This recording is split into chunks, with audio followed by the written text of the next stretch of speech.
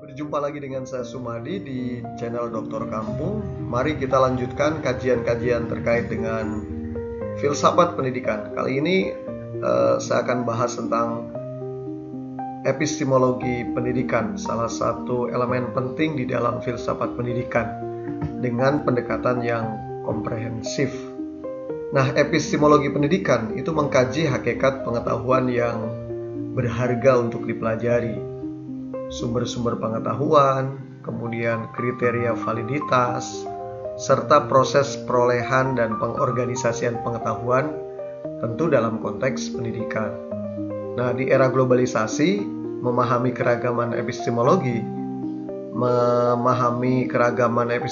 pendidikan dari berbagai peradaban itu menjadi sangat penting.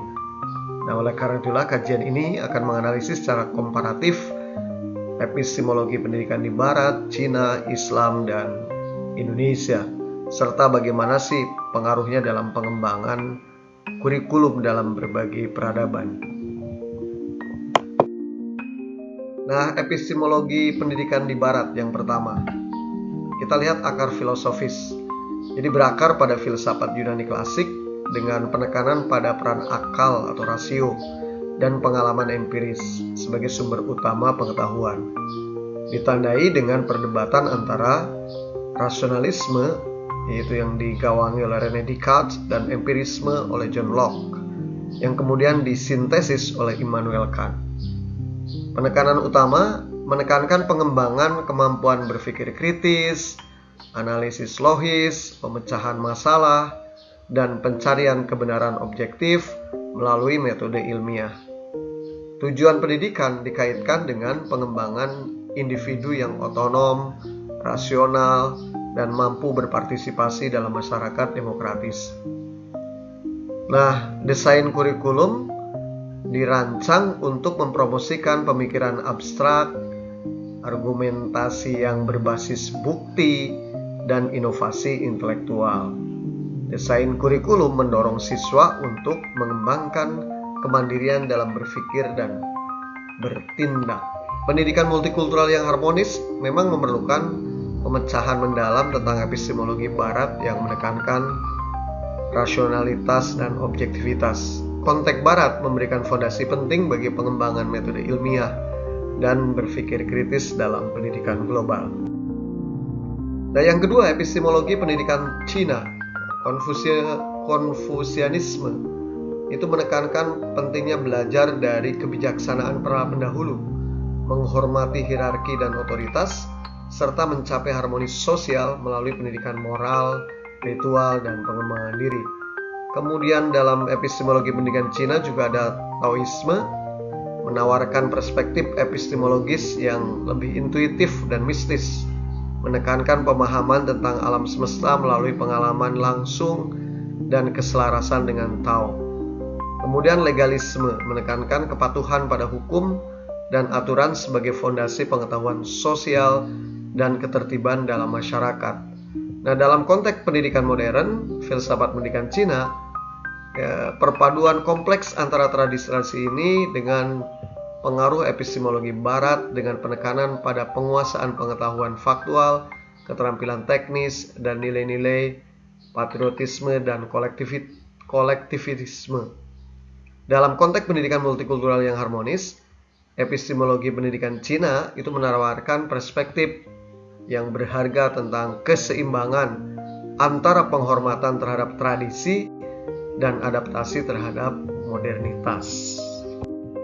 Nah, lalu pendidikan Islam, ada wahyu ilahi sebagai sumber pengetahuan tertinggi paling otoritatif, kemudian akal, alat penting untuk memahami wahyu dan alam semesta, kemudian pengalaman indrawi atau his, sarana untuk mengamati dan memahami realitas ciptaan Allah Subhanahu wa Ta'ala. Sehingga tujuan pendidikan Islam tidak hanya terbatas pada perolehan pengetahuan duniawi yang bermanfaat, tetapi juga mencakup pengembangan spiritual, pembentukan karakter moral, dan pemahaman yang mendalam tentang ajaran Islam sebagai pedoman hidup menuju kebahagiaan di dunia dan akhirat. Nah, kurikulum pendidikan Islam berupaya mengintegrasikan ilmu-ilmu agama, nakliyah, dan ilmu-ilmu rasional atau akliyah, dengan penekanan pada etika, tanggung jawab sosial, dan pengembangan insan kamil, atau yang disebut dengan manusia paripurna.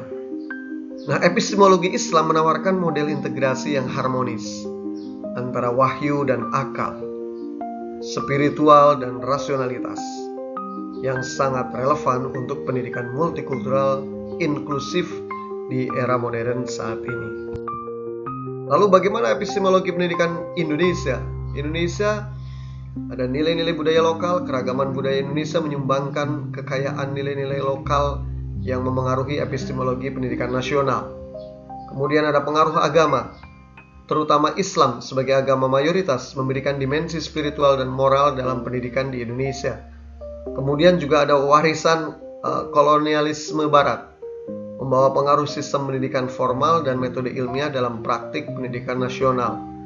Kemudian Pancasila sebagai dasar, menekankan keseimbangan antara individualisme dan kolektivisme, materialisme dan spiritualisme, serta rasionalitas dan religiusitas dalam pendidikan. Nah, epistemologi pendidikan Indonesia mencerminkan harmoni inklusif yang menjembatani nilai-nilai keindonesiaan dan keislaman dengan pengaruh global. Nilai-nilai gotong royong, musyawarah untuk mufakat, dan harmonis sosial ini menjadi ciri khas yang memperkaya pendidikan multikultural perspektif epistemologi pendidikan Indonesia. Lalu kita juga menghadapi tantangan epistemologi pendidikan di era modern. Pertama, relativisme epistemologi. Penolakan adanya standar kebenaran yang objektif dan universal, menantang gagasan tentang pengetahuan inti atau kurikulum yang dianggap paling penting bagi semua peserta didik. Ini menimbulkan pertanyaan tentang bagaimana menentukan apa yang layak dipelajari. Nah, kemudian juga dekonstruksi otoritas. Jadi pemikiran postmodern mempertanyakan otoritas tradisional dalam pendidikan, termasuk guru, buku teks, dan institusi pendidikan sebagai pembawa kebenaran yang tidak dapat diganggu-gugat, ya. Jadi tadinya guru, buku teks, institusi pendidikan itu pembawa kebenaran yang tidak dapat diganggu-gugat. Tapi di era postmo tentu ini dipertanyakan ulang. Kemudian mendorong siswa untuk bersikap lebih kritis terhadap sumber-sumber pengetahuan. Kemudian juga ada pluralitas perspektif, penekanan pada keberagaman perspektif dan validitas pengetahuan dalam konteks lokal. Ini menantang upaya untuk membangun kurikulum yang universal. Jadi pendidikan dihadapkan pada kebutuhan untuk mengakomodasi berbagai cara memahami dunia. Kemudian dampak teknologi, ledakan informasi dan perkembangan teknologi digital ini mengubah landscape pengetahuan secara radikal. Pendidikan ditantang untuk membekali siswa dengan keterampilan menavigasi sekaligus juga mengevaluasi informasi secara kritis. Nah, menghadapi tantangan postmodern, pendidikan multikultural yang harmonis ini perlu mengembangkan pendekatan yang lebih reflektif, dialogis, dan kontekstual yang menghargai keragaman perspektif sambil tetap menanamkan keterampilan berpikir kritis dan tanggung jawab etis. Nah, ini beberapa contoh teman-teman semua ya, pengaruh epistemologi terhadap kurikulum. Nah, epistemologi barat dan kurikulum berbasis kompetensi ya. Kemudian studi dalam berbagai jurnal menemukan bahwa kurikulum berbasis kompetensi itu mencerminkan pandangan epistemologis bahwa pengetahuan dibangun secara aktif oleh peserta didik melalui pengalaman dan interaksi sosial. Nah, tantangan utamanya adalah mengukur kompetensi secara otentik. Kemudian epistemologi Cina dan kurikulum berorientasi pada ujian ya. Jadi bagaimana epistemologi pendidikan Cina tradisional tercermin dalam sistem pendidikan yang berorientasi pada ujian. Studi terbaru menunjukkan adanya upaya reformasi untuk mengintegrasikan pemikiran kritis dan inovasi. Nah, epistemologi Islam dan integrasi ilmu. Nah, dalam berbagai kajian, upaya integrasi ilmu-ilmu agama dan ilmu-ilmu umum dalam kurikulum pendidikan Islam itu terus dilakukan sampai saat ini. Nah, tantangan utamanya adalah perbedaan epistemologi mendasar antara kedua jenis ilmu tersebut yang perlu diintegrasikan, dicari titik temunya. Nah, beberapa kajian lain juga menganalisis implementasi kurikulum berbasis karakter di Indonesia itu bertujuan menanamkan nilai-nilai Pancasila dan kearifan lokal. Tantangannya adalah bagaimana menerjemahkan nilai-nilai abstrak menjadi indikator perilaku yang konkret dan terukur.